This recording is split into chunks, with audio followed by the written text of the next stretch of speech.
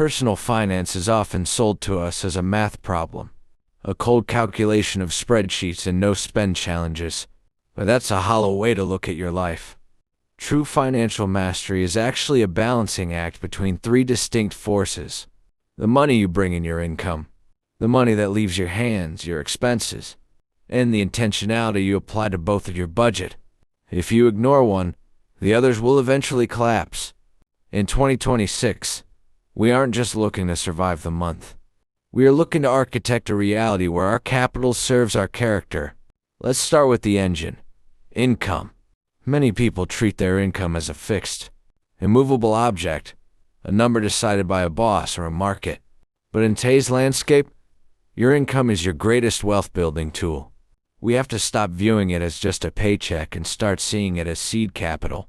Whether it's your primary career, a digital side hustle, or passive dividends, the goal for 2026 is diversification. When we talk about income, we have to talk about the value gap. Are you being paid for your time, or for the value you provide? Time is finite.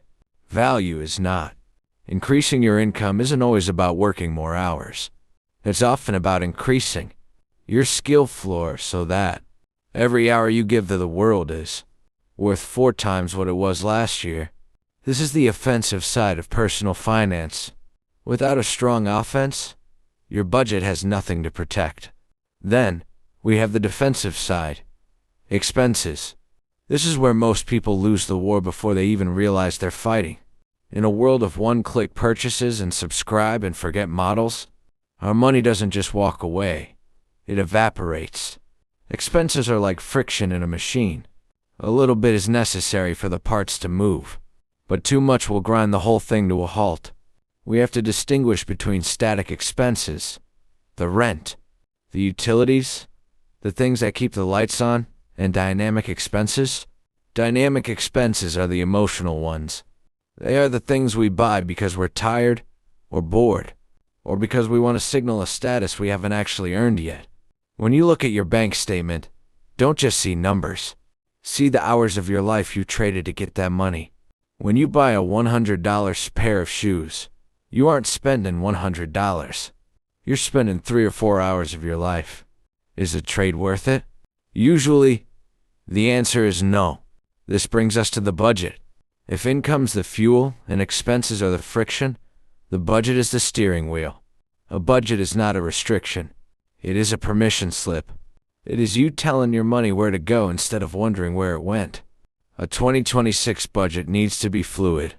It shouldn't be a stone tablet that makes you feel guilty for buying a coffee.